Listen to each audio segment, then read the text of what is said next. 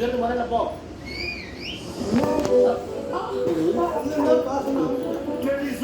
நீங்க போ. திரும்பி சொல்றேன்ல. ஹலோ கவுண்டஸ், உங்ககிட்ட பேசணும். என்ன விஷயம் சொல்லுமா? என்னோட பேரு ஹைடி. ஹலோ ஹைடி, உனக்கு என்ன வேணும்?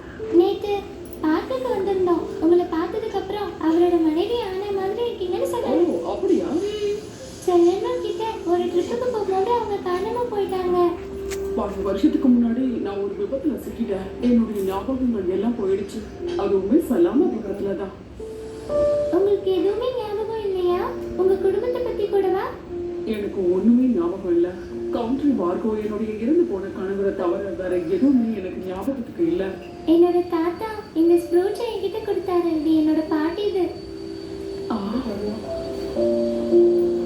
எனக்கு இந்த ப்ரூச் ஞாபகம் இல்லையே. என்ன மன்னிச்சிடுமா? உங்களுக்கு மலைகள், அப்புறம் அதுல இருக்கிற வீடு, என்னோட தாத்தா யாரையும் ஞாபகம் இல்லையா? அப்புறம் அந்த குட்டி பையன் தொபையச கூட ஞாபகம் இல்லையா?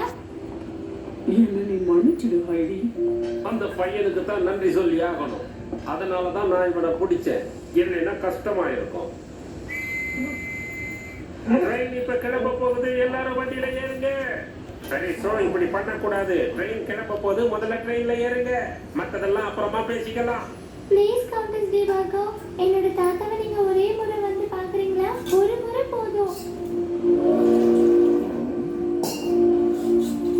மாயன், இதெல்லாம் இப்ப இங்க வச்சா நீங்க எல்லாத்தையும் சாப்பிடுவீங்க. நான் கொண்டு போறேன். டாக்டர் பேக்மேன் உங்களுக்கு என்ன டயட் கொடுத்திருக்காரோ அதை மட்டும் தான் நீங்க சாப்பிடணும். ஞாபகப்படுத்துறதுக்கு ரொம்ப நன்றி. இப்பதான் எனக்கு அடிக்கடி பல்செல்லாம் மறந்து போயிடுது. சுகர் கம்மியானதுனால தான் இப்படி எல்லாம் நடக்குதோன்னு தோணுது.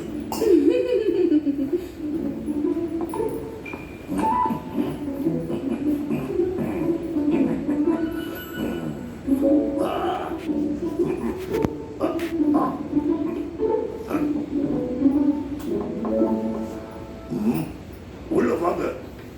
உங்களுக்கு இப்ப எப்படி இருக்கு தாத்தா? இப்ப எனக்கு பரவாயில்லன்னு தோணுது. டெட்டோட சமையலுக்கு தான் நன்றி சொல்லணும். அந்த சாப்பாட்டால தான் நான் நல்லா இருக்கேன்னு நினைக்கிறேன். உங்களுக்கு இப்ப பரவாயில்ல? நாம ஏன் பார்க்ல சும்மா போய் நடத்திட்டு வரக்கூடாது? அது எனக்கு சரியா தெரியல. டாக்டருக்கு இந்த விஷயம் தெரிஞ்சா அவ்வளவுதான். நீங்க எப்ப டாக்டர் சொன்னதெல்லாம் கேட்டீங்க தாத்தா? சரிதான்.